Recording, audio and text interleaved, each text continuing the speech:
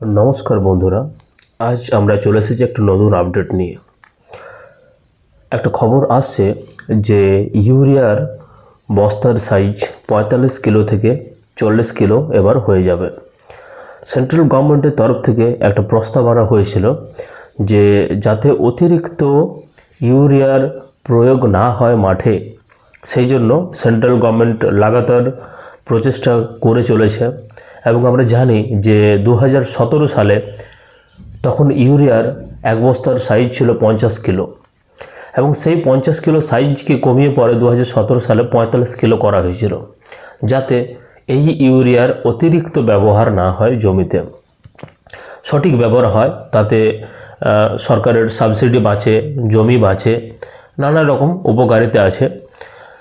এবং যখন 50 কিলো থেকে 45 কিলো ইউরিয়াটা করা হয়েছিল তখন কিন্তু কোনো দামের কম করা হয়নি, দাম একই ছিল, জাস্ট 5 কিলো বাদ চলে গিয়েছিল।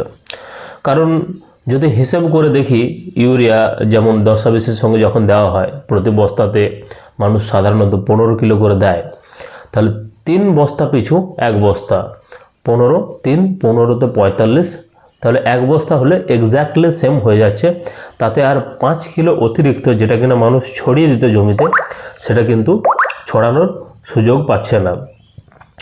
আবার সেম একইভাবে যখন 40 কিলো করবে তখন কিন্তু আবার আশা করি মাত্রাটা কমে যাবে।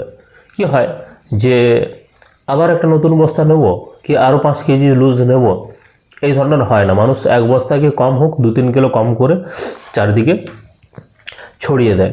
তাহলে নতুন যে বস্তা, সেই বস্তাটা হবে 40 কিলোর, যার নাম সরকার প্রস্তাব দিয়েছে যে ইউরিয়া গোল্ড, অর্থাৎ এটা হবে সালফার কোটিংয়ের সঙ্গে আসবে। এবং এক্ষেত্রে কিন্তু দামের বিশেষ পরিবর্তন হচ্ছে না। আমরা এখানে দেখতে পাচ্ছি যে একটা ফটো সেখানে দেওয়া আছে, দাম অ্যাপ্রক্সিমেট আশা করা যায় 254 টাকা প্রতি ব্যাগ থাকবে 40 কেজি ইউরিয়া।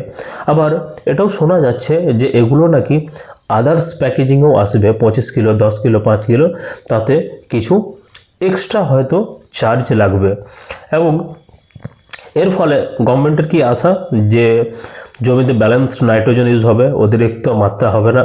এবং আমরা জানি যে অতিরিক্ত মাত্রায় ইউরিয়া ইউজ হলে নানান ধরনের রোগ আসে, এবং ইউরিয়ার সাপ্লাই ঠিকঠাক থাকবে। এবং যেটা মেন কথা যে সাবসিডির যে লোড, সেটাও হয়তো কিছুটা কম হবে।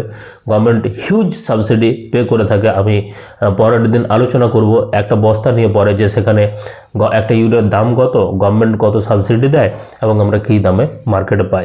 প্রায় 2200-2300 টাকার মতো দাম হয়ে থাকে 1 বস্তা ইউরিয়ার, এবং সেখানে সরকার পুরোটাই সাবসিডি দেয় এবং আমাদের হাতে 266 টাকা দামে তুলে দেওয়ার জন্য সরকার প্রস্তাবিত মূল্য রাখে। এবং বাজারে নানা রকম সমস্যার কারণে আমরা যদিও সেটা বেশিরভাগ সময়ে এমআরপি রেটে পাই না, এদিক ওদিক টুকটাক হয়েই যায়। এরপর আমরা চলে আসবো এই গভর্নমেন্টের এই website, development monitoring and evaluation office. এখানে আমরা দেখতে পাচ্ছি যে লেখা আছে demo.gov.in, অর্থাৎ এটা একটা গভর্নমেন্ট সরকারি ওয়েবসাইট, সরকারি সংস্থা। কারণ gov.in এই ডোমেন নেমটা শুধুমাত্র সরকারের ওয়েবসাইটে থাকে। এখানে কী আছে, one selection of technical consultant request for proposal.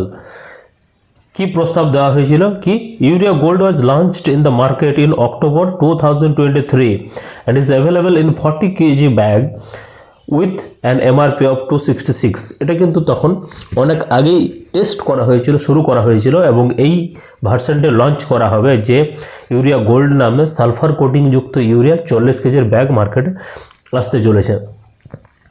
এবং এটা সরকারের যে যে পরিবর্তন তার প্রস্তাব যে কি হবে।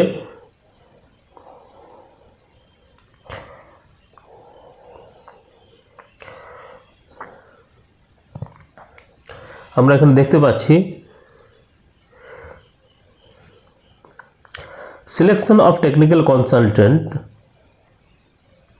Request for proposal RPA for evaluation study of urea urea subsidy and nutrient based subsidy schemes. তাহলে এখানে দেখা যাচ্ছে একটা প্রস্তাব যেটা কিনা আলোচনা করছে যে ইউরিয়ার কি সাবসিডি হওয়া উচিত, ইউরিয়ার কি সাইজ স্ট্রাকচার হওয়া উচিত, এই প্রস্তাবের মধ্যে দেওয়া আছে। এটা একটা অনেক বড় পিডিএফ, তো যেখানে ইউরিয়া নিয়ে কথা বলা হয়েছে সেই জায়গাটা আমরা জাস্ট চলে যাব, যেটা আছে পেজ নাম্বার 41-এ। গভর্নমেন্ট প্রায়ই এইরকম ধরনের একটা করে নতুন অর্ডার জারি করে এবং সেখানে প্রতিবারে বর্ণনা করে দেয় যে কোন প্রোডাক্টের ওপর তারা কত টাকা সাবসিডি দিতে চলেছে।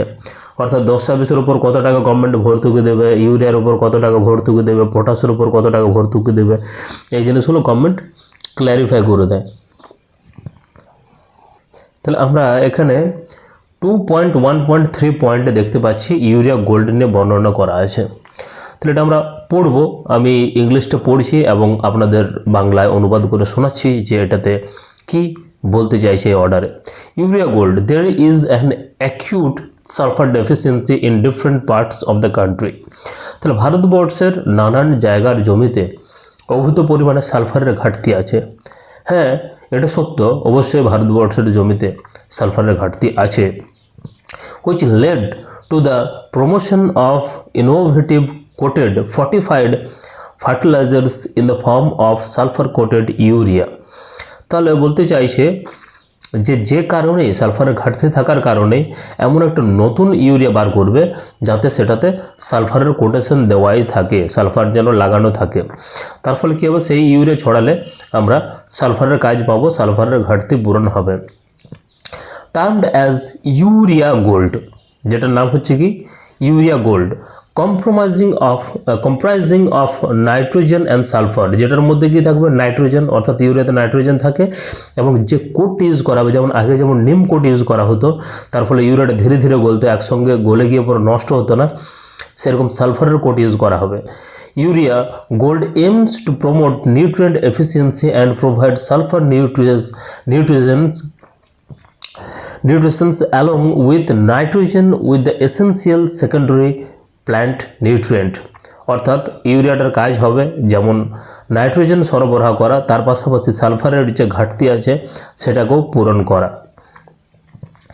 Nitrogen which is an essential secondary plant nutrient, তাহলে সালফার যাবে এবং তার সঙ্গে নাইট্রোজেনও যাবে, যেটা কিনা দ্বিতীয়, অর্থাৎ নাইট্রোজেন দ্বিতীয়, নাইট্রোজেন, পটাশ, ফসফেট আমরা জানি এই তিনটে মৌলিক খাদ্য, প্রাথমিক খাদ্য, তারপরে বাকি সব সালফার, ক্যালসিয়াম, বোরন, জিঙ্ক এগুলো সব সেকেন্ডারি, অর্থাৎ প্রধান নয়, প্রধানের পরে দ্বিতীয়, এদের প্রয়োজন হচ্ছে দ্বিতীয় স্টেজে। Urea gold was launch in the market in October 2023, এই প্রস্তাবটা দেওয়া হয়েছিল অক্টোবর 2023-তে and is available in a 40 kg bag with an MRP of 26650। সেই মুহূর্তে 40 কিলো প্যাকেজিংয়ে লঞ্চ করা হয়েছিল সেম দামে, অর্থাৎ 45 কিলোর প্যাকেজিংয়ের যে দাম সেই সেম দামে, অর্থাৎ টাকা কিন্তু একই আমাদেরকে লাগছে এবং ওজনও কিন্তু আমরা 5 কিলো কম পাচ্ছি। এবার আমরা জানি অনেক চাষি ভাই আছে যারা বেশিরভাগ সময় গিয়ে পরে দোষারোপ করে যে দোকানদার এটার সঙ্গে আমাদেরকে ওটা ট্যাগ করে দিল, ক্যালসিয়াম ধরিয়ে দিল, সালফার ধরিয়ে দিল। এটা কিন্তু একটা বাস্তব চিত্র ভারতবর্ষের, এবং কেন যে তারা ধরায় এই জিনিসটা কিন্তু তারা বোঝে না। সাধারণত তারা ভাবে যে দোকানদার লোভী মানুষ, কিছু মুনাফা করার জন্য এই জিনিসগুলো চাষির হাতে ধরিয়ে দেয়, কিন্তু বাস্তব চিত্র আলাদা। তারাও অসহায়, তাদেরকে এক গাড়ি সার কিনতে গেলে তার সঙ্গে ভরে দেওয়া হয় অজস্র ট্যাগ।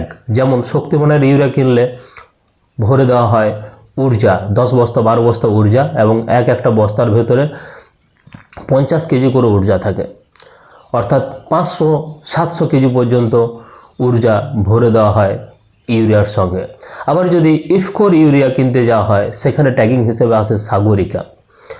আবার যদি গ্রোমোরের ইউজ করা হয় সেক্ষেত্রে আসে গ্রোমোরের নানান product, zinc, sulphur, potato special, aqua, এরকম ধরনের প্রায় প্রতি কোম্পানি কোনো না কোনো ট্যাগ নিয়ে আসে, এবং সেক্ষেত্রে বাধ্যতামূলক, প্রায় অলিখিত একটা হিসেব বাধ্যতামূলক করেই দেওয়া হয় যে এটা নিলে তবে ইউরিয়া পাওয়া যাবে। এবং বেশ কিছু প্রোডাক্ট আছে যেমন ন্যানো ডিএপি, ন্যানো ইউরিয়া, এগুলো সাধারণত মার্কেটে বিক্রি হয় না এবং যে কারণে দোকানদারদেরকে এই প্রোডাক্টের দাম ইউরিয়ার সঙ্গেই তুলতে হয়। আদারওয়াইজ তাদের কিন্তু ব্যবসা থেকে লস হয়ে যাবে এবং এই একটা কারণ, এটা কিন্তু কোনো দোকানদারের দ্বারা তৈরি করা নয়। আমরা দেখতে পাচ্ছি যে কোথাও না কোথাও দোকানদার খুব ক্ষুদ্র এক সামান্য মানুষ ভারতবর্ষের প্রেক্ষাপটে, তাদেরকে ধমকে দিলে চমকে দিলে ভয়ে তারা জড়ো হয়ে যায়। কিন্তু এই যে অনুখাদ্য ট্যাগ বেসড সেল চলছে, এর পিছনে কিন্তু অনেক বড় হাত আছে এবং বড় হাত থাকার জন্যই ছোটোখাটো মানুষরা চিৎকার চেঁচামেচি করে বা চাষিরা আন্দোলন করে চিৎকার চেঁচামেচি করে কয়েকটা নিউজ মিডিয়া ইন্টারভিউ দিয়ে কিছুই করতে পারে না। তাদের সাধারণত বকাটাই সার হয় এবং সেই বকা, সেই প্রেস কনফারেন্স, সেই মিডিয়া কোনো কাজে লাগে না। কারণ আমরা দেখতে পাচ্ছি যে এই সবের পিছনে অনেক বড় হাত আছে এবং এই সালফার কোথা থেকে আসে, এই জিঙ্ক কোথা থেকে আসে, এই সাগরিকা কোথা থেকে আসে, এই ঊর্জা কোথা থেকে আসে। এবং কোথাও না কোথাও যদি সর্ষের ভেতরেই ভূত ঢুকে থাকে, সেটা কিন্তু ভূতটাকে পরিষ্কার করা যথেষ্ট মুশকিল হয় এবং যথেষ্ট সমস্যার হয়। এবং সেই কারণে নানান মিটিং, নানান বৈঠক, গভর্নমেন্টের দুটো হাত।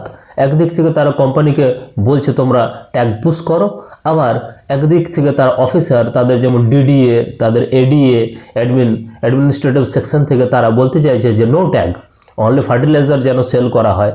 তাহলে এই রকম দোগলাপনের মধ্য দিয়ে ভিকটিমের শিকার হচ্ছে চাষিরা।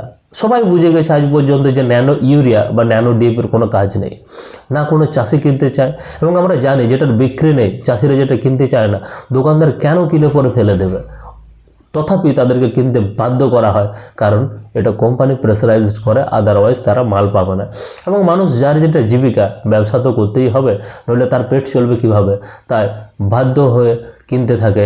এবং চাষিরাও চাষ তো করতে হবে, নইলে তাদের চাষ হবে কি করে, বাধ্য হয়ে কিনতে থাকে।